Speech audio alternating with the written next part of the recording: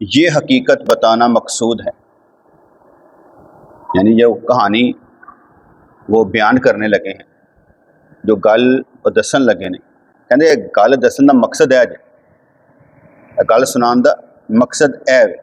اس حقائق سے یہ بتانا مقصود ہے، یہ حقیقت بتانا مقصود ہے کہ انبیاء کرام اور اولیاء کرام کے حکم سے آگ پانی کا کام کر دیتی ہے.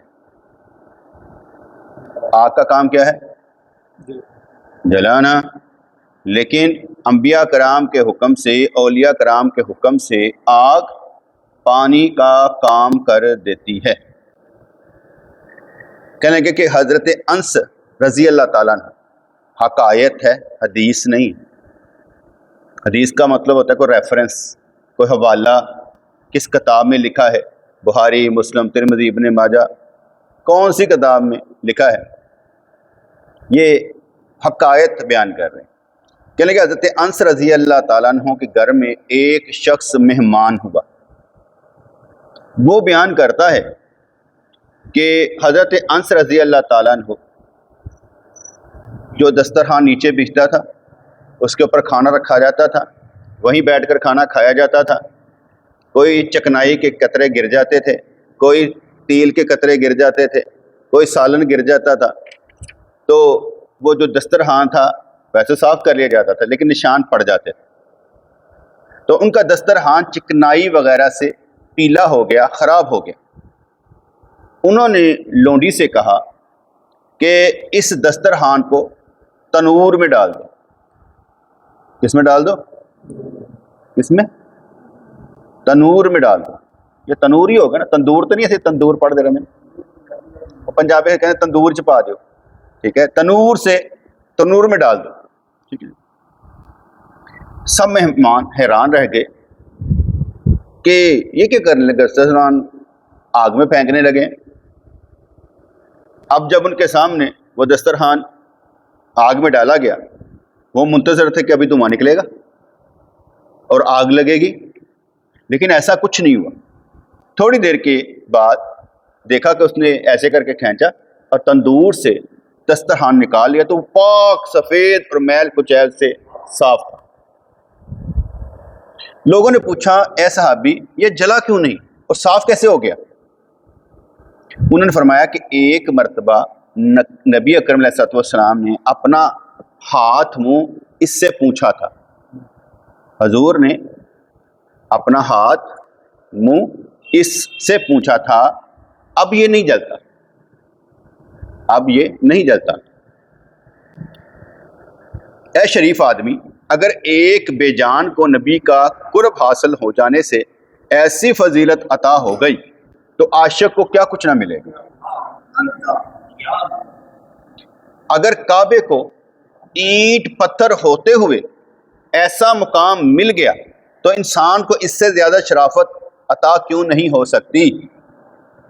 اب انہوں نے مثال کیا سمجھائی کہ حضور کا ہاتھ لگا، منہ وغیرہ پوچھا تھا، اسے آگ میں ڈال دیتے تھے. آگ کا کام ہے جلانا، لیکن وہ اسے جلاتی نہیں تھی، میل اس کا صاف کر دیتی تھی. وہ دسترخوان ویسے کا ویسا صاف رہ جاتا تھا. احادیث کی کتابوں میں آتا ہے کہ حضور علیہ الصلوۃ والسلام تحیۃ والثناء، آپ ایک کیا کہتے ہیں اپنے رشتہ دار کے گھر میں جاتے ہیں، نام مجھے بھول گیا، تو وہ ان کے گھر کھانا بھی کھاتے اور وہ آپ کی جوئیں نکالتے، وہ آپ کی جوئیں نکالتے. ہم نے یہ کہا کہ دراصل حضور کو جوئیں نہیں پڑتی تھی، حضور کو جوئیں نہیں پڑتی تھی. اگر وہ اتارتی تھی تو وہ کسی اور کے سر سے سرکار کی طرف آ جاتی تھی. سرکار کو جوئیں نہیں پڑتی تھی، وہ کسی اور کی ہوتی تھی، اور جب وہ آرام کر رہے ہوتے تو وہ سرکار سے اتار دیتی تھی. بات سمجھ آئی کہ نہیں؟ کیونکہ صحابہ کرام کو جوئیں پڑ جاتی، صحابہ کرام کو جوئیں پڑ جاتی. وہ حدیث میں بھی ہے، قرآن کی شان نزول میں بھی آتا ہے کہ ایک صحابی نے حج کے موقع پر سرکار کو دکھایا، سرکار نے ایسے کر کے اس کا سر چیک کیا تو جوئیں انج کر کے ڈگیاں پہ. اس لیے جوؤں کا بھی عذاب ہوتا ہے، جیسے مینڈکوں کا عذاب ہوتا ہے، خون کا عذاب ان کو دیا گیا موسیٰ علیہ السلام کی قوم کو. تو حدیث میں نے سنائی، حدیث میں نے کیا سنائی کہ اگر کہیں بخاری شریف میں لکھا ہے، حدیث کی کتاب میں لکھا ہے کہ سرکار کسی کے گھر جاتے تو وہ عورت ان کے کپڑے سے جمعے اتار دیتی تو وہ کسی کی پڑھتی تھی، سرکار کو جمعے، ہمارے نبی کو جمعے نہیں پڑھتی. گڈ. تو یہاں پر انہوں نے سمجھایا کہ وہ دسترخوان سے منہ پوچھا. یہ حقائق غلط ہوگی بیٹے، میں کہہ دیتا ہوں، لیکن ان کا سمجھانے کا مقصد بالکل صاف ہے. ان کا ایمان اور یقین ہے کہ یار یہ جو حقائق میں سنانے لگا ہوں نا، سنانے کا مقصد کچھ اور ہے، میرا سنانے کا مقصد کچھ اور ہے. اب اگر حضرت انس رضی اللہ تعالیٰ عنہ کے ہاں وہ دسترخوان تھا اور ان اکیلے کا، سب کا نہیں، ان اکیلے کا عقیدہ یہ تھا کہ اس دسترخوان کو آگ نہیں چھو سکتی، تو وہ سب کے سامنے اسے آگ میں ڈالتے، وہ صاف ہو جاتا، چکنائی نیچے آ جاتی، ختم. لیکن دسترخوان جلتا نہیں تھا کیونکہ ان کا عقیدہ تھا میرے نبی نے اس سے ہاتھ اور منہ پوچھا، اس لیے وہ جلتا نہیں تھا. اس کے بعد انہوں نے اس لیے سمجھایا مثال دے کر کہ اصل کیا ہے.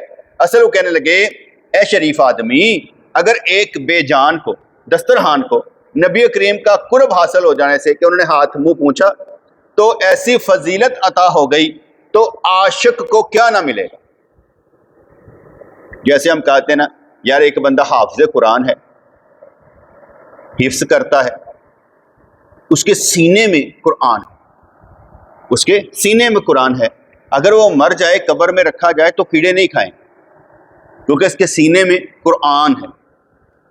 ٹھیک ہے، ہم یہ کہتے ہیں کہ اس حافظ قرآن کے جسم کو کیڑے نہیں کھائیں گے، اس کے اندر کیا ہے؟ قرآن ہے.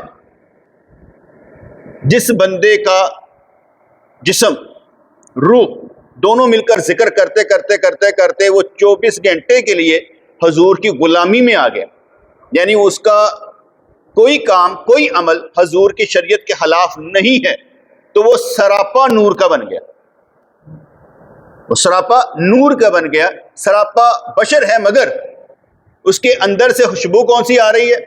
حضور کی، کیونکہ وہ غلام کس کا ہے؟ حضور کا. وہ غلامی میں کرتا کیا ہے کہ 24 گھنٹے حضور کی غلامی کر رہا ہے، کوئی عمل بھی وہ حضور کی شریعت کے خلاف نہیں کرتا، اس لیے وہ حضور کا غلام ہے.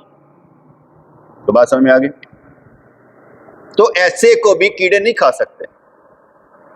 ٹھیک ہے. نمبر 2 اس میں لے لیتا ہوں، کیڑے کھا بھی جائیں، وہ جس عالم میں ہے وہاں کچھ اور مزہ ہے.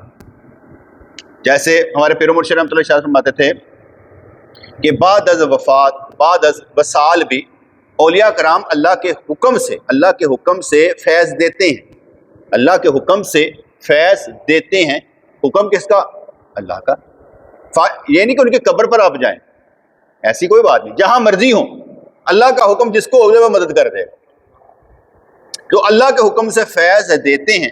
لیکن آپ نے ارشاد فرمایا کہ دیکھو اگر کوئی کتا ان کی قبر پر پیشاب کر کے چلا بھی جائے تو کہے لو جی ایسا کتے نے نہیں روک سکتے. بھئی ان کا کام ہی نہیں روکنا، وہ قبر پر پیشاب کریے جو مرضی کر، اس کا کیا فرق پڑتا ہے؟ وہ جس عالم میں ہیں اس عالم میں ان باتوں کی اہمیت ہی نہیں ہوتی. اس لیے اگر وہ کیڑے کھا بھی جائیں وہ کسی اور عالم میں ہے. اللہ کریم نے کسی کو علامت بنا دیا خوشخبری کی، کسی کو علامت بنا دیا صبر کی، کسی کو کچھ کسی کو کچھ. آپ نے اپنا حق ڈھونڈنا ہے کہ مجھے اللہ کریم نے کیا بنایا. کبھی کبھی ایک خیال سے ایک عمل ہوتا ہے، کبھی کبھی ایک خیال سے ایک عمل ہوتا ہے. آپ سمجھ جائیں گے میں جو بات کرنے لگا. رات کو مجھے خیال آیا یار رب نے بھی تو کھیلنا چاہیے نا، رب نے بھی کھیلنا چاہیے یار، وہ ذرا چھوڑیے نا، ذرا میٹھیاں میٹھیاں گلاں ادھر بھی کرنی چاہیے. ٹھیک ہے. تو میں نے گھر والوں کہا رات کو روٹی پکا کے رکھ دینا، میں نے صبح روزہ رکھنا.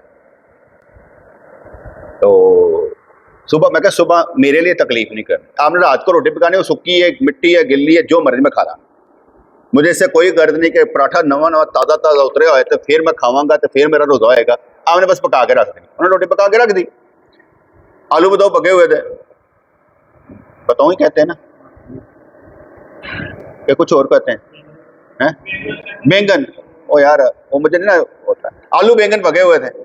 اچھا تو میں نے وہ گرم کیے، آدھے گرم آدھے ٹھنڈے مکس کیے، روٹی آرام سے کھائی، کوئی چائے کا کپ نہیں پیا، اپنی میڈیسن لی، نماز پڑھی فجر کی، جاگتا رہا، کام کرتا رہا، سو گیا۔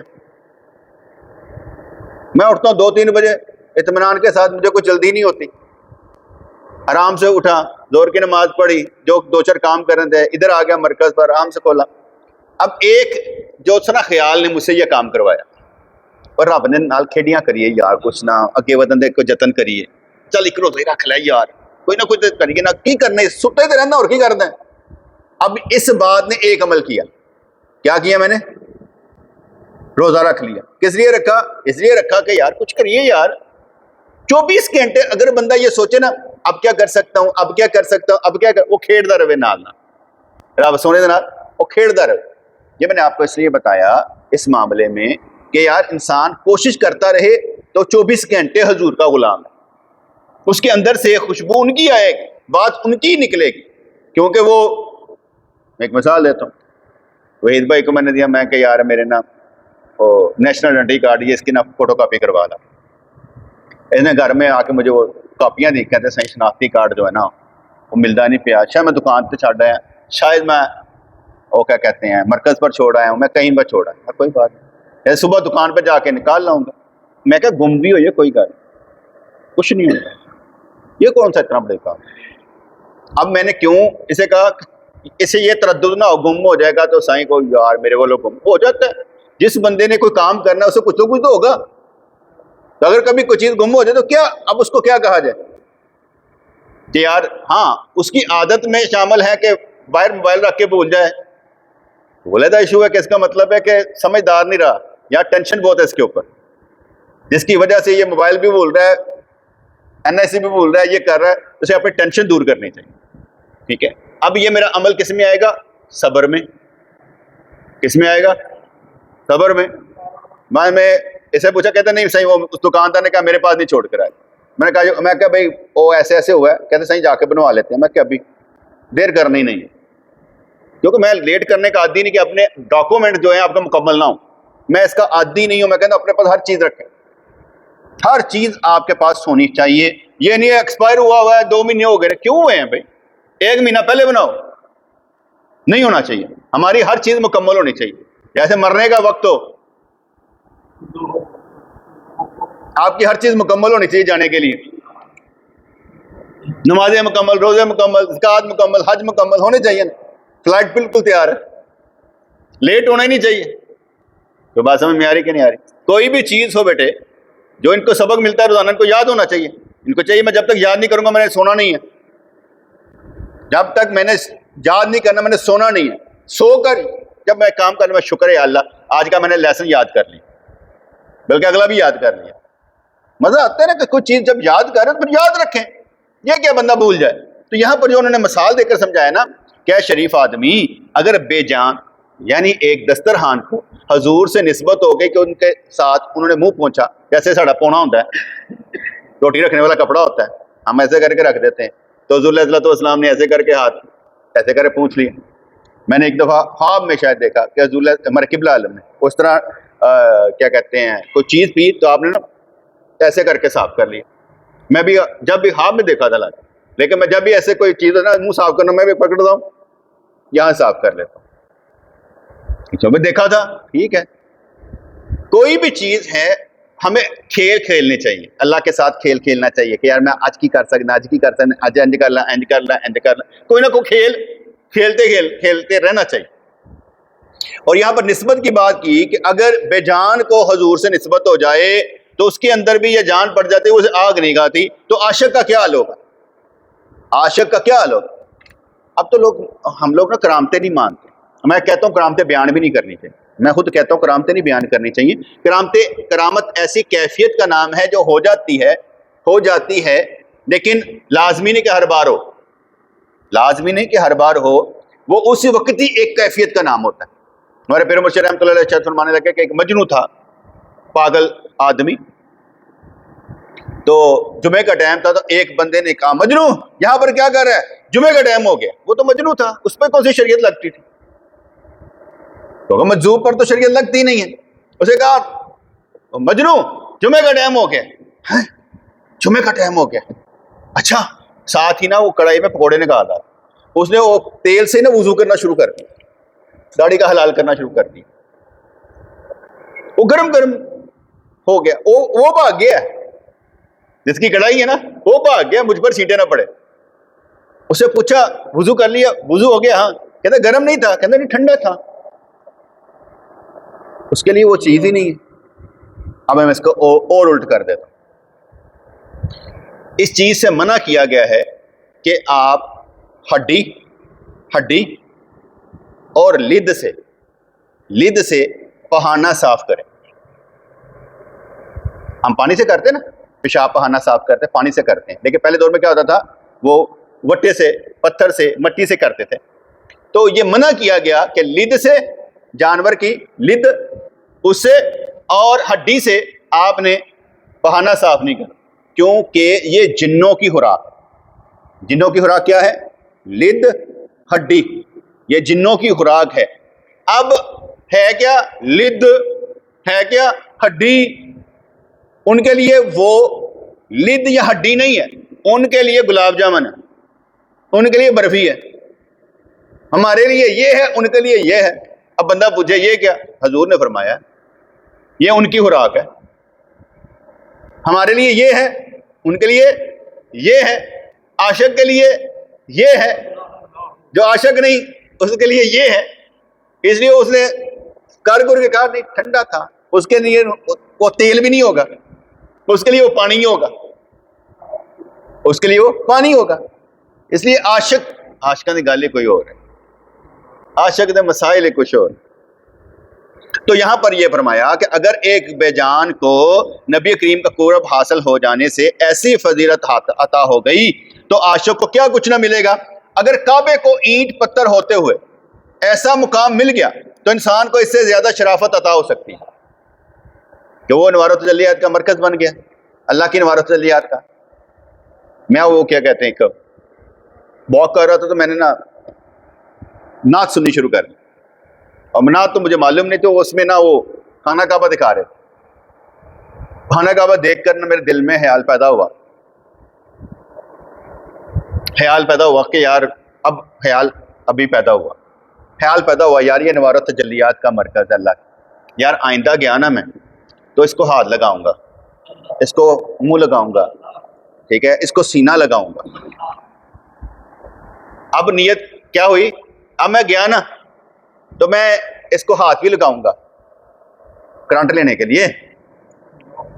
کرنٹ لیں گے, آپ کو سب کو معلوم, میں نہیں لگاتا, میں بس طواف کر لیتا ہوں, میں نہیں لگاتا. لیکن وہ خانہ کعبے کو دیکھ کر نا ایک خیال پیدا ہو گیا. جب بھی خیال پیدا ہو جائے, خیال پیدا ہوا نا, میں کہ آئندہ گیا نا خانہ کعبہ کے گرد طواف کرتے ہوئے تو ساتھ میں نا اسے ہاتھ بھی لگاؤں گا, اسے لب بھی لگاؤں گا, اس کو چوموں گا بھی, اس کو سینہ بھی لگاؤں گا, اس کو پیٹ بھی لگاؤں گا. کیوں کہ یہ اور کیا کہتے ہیں نا انوار التجلیات کا مرکز ہے, ٹھیک ہے نا. اس کو ساتھ چمٹنے کی کوشش کروں گا کیونکہ یہ انوار التجلیات کا مرکز ہے. اگر آئندہ گیا نا تو یہ کام بھی کروں گا. ہے وہ اینٹ پتھر ہے لیکن وہ بتوں کی طرح نہیں ہے, کیونکہ ان کی پوجا کی جاتی, ان کی پوجا نہیں کی جاتی.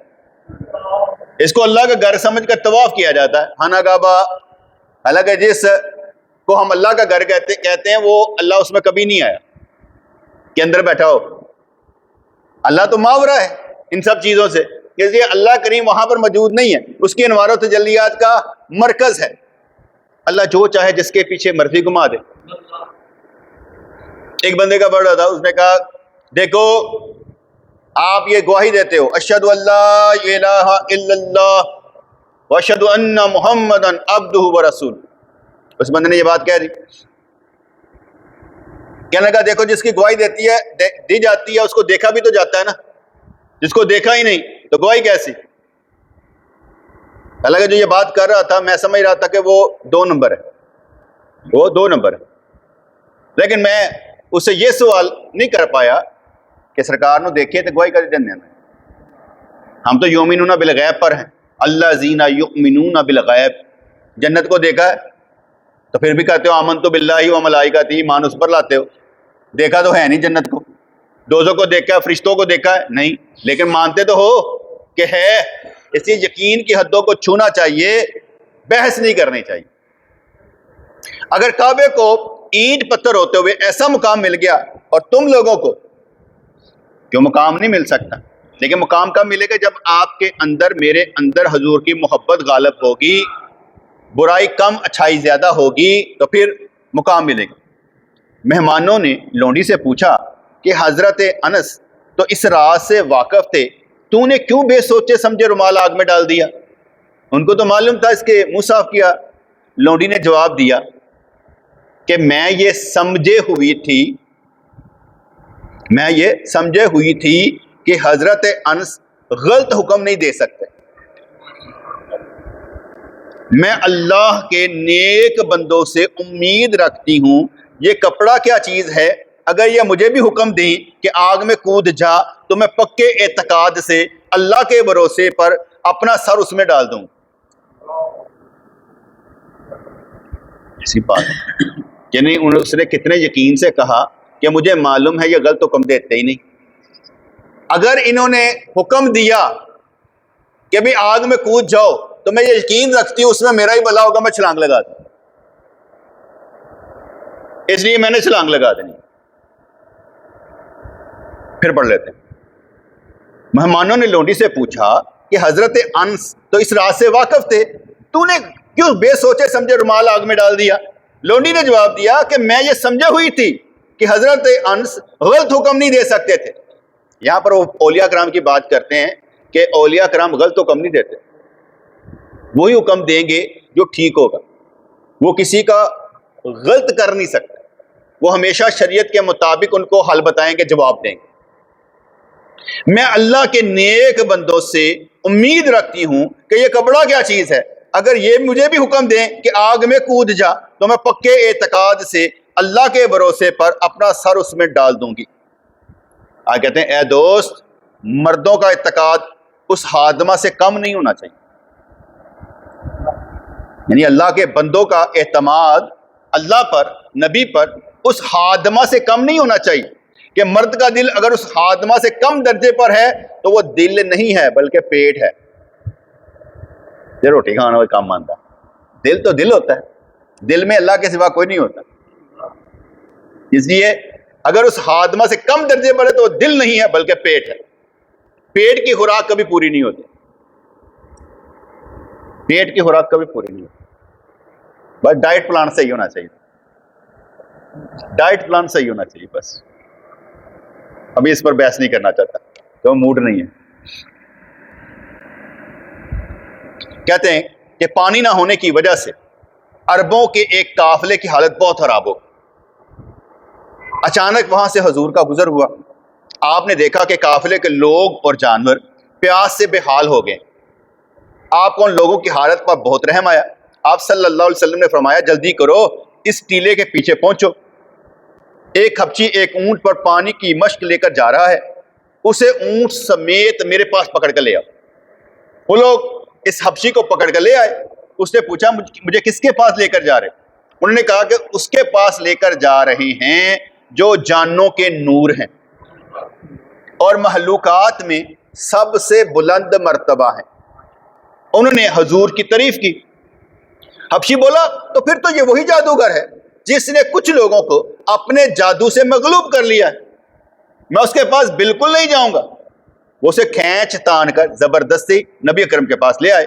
آپ نے پیاسوں سے فرمایا کہ اپنے برتنوں میں اس مشک سے پانی بھر، خود بھی پی لو اور اونٹوں کو پلا دو۔ حضور کی برکت سے پانی اتنا زیادہ ہو گیا کہ ابر کو بھی اس مشک پر رشک آنے لگا، ابر کو بھی اس مشک پر رشک آنے لگا۔ کیسے لفظوں کو جوڑ کرتے ہیں؟ انہوں نے کہا کیا بات ہے، اسی تک کچھ بھی نہیں، پیاس بجھاتے ہیں، دیکھو پانی نکالی جا رہی ہے، نکالی ہوتے ہیں مشک جس میں پانی بھرتے تھے نا ماشکی، اب تو دور ہی نہیں ہے، خیر تو اس میں سے پانی نکلتا رہتا ہے، پانی نکلتا رہتا ہے۔ کہتے ہیں کہ حبشی ایک مشک سے سارا قافلہ اور جانور سراب ہو گئے، حبشی کی ایک مشک سے سارا قافلہ اور جانور سراب ہو گئے۔ یہ واقعہ غیر معمولی تھا، دراصل یہ پانی مشک سے نہیں آ رہا، مشک تو ایک پردہ ہے، اصل پانی غیب چشمے سے آ رہا ہے۔ جیسے میں کہتا ہوں آپ کو جو ذہنی خوراک ملتی ہے دماغی، یہ کہیں اور سے آتی ہے، یہ دنیا سے نہیں ملتی، یہ کہیں اور سے آتی ہے۔ مشق تو ایک پردہ تھا، اصل پانی غیبی چشمے سے آ رہا تھا۔ اللہ کی یہ قدرت ہے کہ پانی کو ہوا میں اور ہوا کو پانی میں تبدیل کر دیتے۔ اس کی قدرت بغیر اسباب اشیاء کو عدم سے وجود میں لے آتی ہے۔ چونکہ انسان بچپن ہی سے اشیاء کے وجود کو اسباب سے متعلق کرتا آیا ہے، اس لیے اس مشق کو آڑ یا سبب بنا دیا گیا۔ کیونکہ ہم لوگ قائل نہیں نا سمجھنے کے کہ یار کس طرح ہو سکتا ہے، نہیں ایسا نہیں ہو سکتا، سانو کر کے دکھاؤ۔ یہ کرنے کی بات ہی نہیں ہے، سمجھنے کی بات یہ تھی۔ انہوں نے کہا کہ اصل میں پردے ہوتے ہیں ہر چیز کے، انسان سمجھتا نہیں۔ بندہ وہ کامل ہوتا ہے جب کام ہو جائے تو کہ اللہ کی مرضی، کام نہ ہو کہ اللہ کی مرضی، کام ہو جائے اللہ کی مرضی، کام نہ ہو اللہ کی مرضی۔ یہ کیا کہ اسی کی مرضی سے چلتا ہے سب کچھ، ابھی ہوا ابھی نہیں ہوا۔ اس کی پیشانی پر جو ہے نا وہ ایسے کر کے نہ آئے یار یہ کیا ہوا، کہ اللہ کی مرضی ہے مولا ہما زولا، جو اللہ کی مرضی ہے میں اس پہ راضی، جو اللہ کی مرضی ہے میں اس پہ راضی۔ بندہ پہلے گیس کر لیتا ہے نا ہوگا کیا، یہ ہوگا کہ یہ ہوگا، جو مرضی ہو۔ تجھے دل کی تکلیف تب ہوگی جب تم امید لگائے گا کاش یہ ہو جائے، کاش یہ ہو جائے، یہ سوچ ہی نہ یہ ہو جائے، جو ہو جائے اللہ کی مرضی۔ کیونکہ ہم اپنی مرضی کی ساری چیزیں چاہتے ہیں، رب دیتا نہیں ہے، وہ کہتا ہے میری مرضی، جب میری مرضی ہے تو پھر اس کی مرضی ہے، ٹھیک ہے نا۔ میں کامران کی مثال دیتا ہوں، اس کے بھائی کی 3 بیٹیاں، اس کی اولاد ہی کوئی نہیں، لیکن میں نے اس کو ایک مرتبہ بھی آج تک نہیں کہتے دیکھا سائیں دعا کرو میرے گھر اولاد ہوئی، میں نے اسے کہتے نہیں دیکھا، ٹھیک ہے۔ بھائی مر گیا، اس کی 3 بیٹیاں یہ پال، باقی بہن بھائی نہیں پال، حالانکہ چاہیے تھا ایک ایک بانٹ لیتے، لیکن یہ 3 بیٹیاں پال رہا ہے۔ ایک بیٹی کو باپ کا نام دے دیا، لیکن جب پتہ لگا شریعت میں حرام ہے، اب 2 بیٹیوں کا گارڈین سرٹیفکیٹ بنایا۔ مطلب کہ دیکھا کہ جو وہ کر رہا ہے تو کیا اس کے لیے یہ جنت نہیں بن رہی ہوگی؟ ہم دور کی مثال کیوں دیں، ہمارے پاس بہت سی مثالیں موجود ہیں۔ جب ہم اچھی نظر سے دیکھیں گے، سوچ کی نظر سے دیکھیں گے تو ہمیں پتہ چلے گا کہ یار بہت کچھ ہو رہا ہے اور اچھا کیا جا رہا ہے۔ اور میں نے کبھی بھی اس کے پیشانی پر شکنیں نہیں دیکھی، میں نے اس کی پیشانی پر شکنیں نہیں دیکھی کہ میں بچیوں کو پال رہا ہوں، بلکہ خوش دلی سے پال رہا ہوں۔ مجھے خوشی ہوتی ہے بیٹا، کسی کا عمل سے خوشی ہوتی ہے۔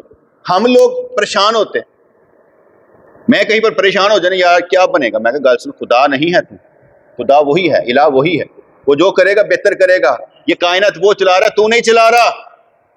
اس لیے میں نے کہا تھا اپنی نظر سے دیکھوں تو سب کچھ خراب نظر آتا ہے، اس کی نظر سے دیکھوں تو سکون ہی سکون نظر آتا ہے، جو ہو رہا ہے ٹھیک ہو رہا ہے، کیونکہ اس کی نظر سے دیکھنے سے مزہ بڑا آتا ہے۔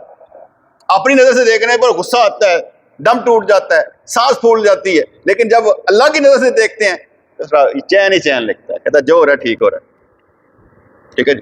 تو اس لیے انہوں نے کہا مشق تو ایک پردہ تھا، اصل پانی غیبی چشمے سے آ رہا تھا، ہر کام بیٹے پیچھے غیب سے ہو رہا ہے۔ ہم وقتی طور پر ہیں اس دنیا میں اور ختم ہو جائیں، پتہ نہیں ہم نے اپنے کام ادھورے چھوڑ کے جانے ہیں کہ پورے کر کے جانے ہیں، کوئی پتہ نہیں، لیکن جو کمائی اچھی کرنی ہے نا کر لیں، رب کے ساتھ کھیڑیاں کر لیں، اس سے لینے کی کوشش کریں، یا اللہ کم مندے دے، یا اللہ بھی کم مندے دے، یا اللہ میں کر لاں گا، کھیڑیاں کرو رب دے نال، تو پھر رب دے نال کھیڑیاں کرنے دا مزہ زیادہ آندا ہے، ٹھیک ہے۔ تو یہاں پر انہوں نے کہا کیونکہ انسان بچپن ہی سے اشیاء کے وجود کو اسباب سے متعلق کرتا ہے، اس لیے اس نے مشق کو آڑ یا سبب بنا دیا گیا۔ کیونکہ ہم لوگ وہ سمجھتے ہیں نا یار بغیر کس طرح وسیلے سے کام ہو سکتا، اور ہر چیز ہوتی ہے، وسیلہ بھی نہ ڈالا جائے تب بھی کام ہوتا رہے، تو نہ بھی چاہے تب بھی کام ہو جاتا ہے، تو چاہے تب بھی کام ہو جاتا ہے۔ چاہنے کو چھوڑ، راضی رہنا چاہو، حکم الہی پر کام کر اور حکم الہی پر راضی رہنا، ایسے ہی ہے نا، حکم الہی پر کام کر، جو اللہ کے حکم نے ماندا جا، حکم الہی جو مرضی ہو راضی رہ، یہی تمہارا کام ہے، بس رولا ڈالنا نہیں ہے، رولا نیگیٹو ڈالنا ہے، نہ ہوئے کوئی گل نہیں، نہ ہوئے کوئی ہے ہی انجدا کہتے رہتا، بولی جاؤ، پازیٹیو بولنا ہی نہیں, زیادہ نیگیٹو بولنا ہے. نیگیٹو بول کے پازیٹیو ملے کتنا اچھا لگتا ہے, اور نیگیٹو پازیٹیو بول کے نیگیٹو ہو جائے تو سارے نے امیدیں بن گئی ہوتی ہیں, اور امیدیں ٹوٹ جائیں تو کتنا پرابلم ہو جاتا ہے. ٹھیک ہے نا. تو اس لیے ہم نے سوچنا ہے اور اچھا سوچنا ہے.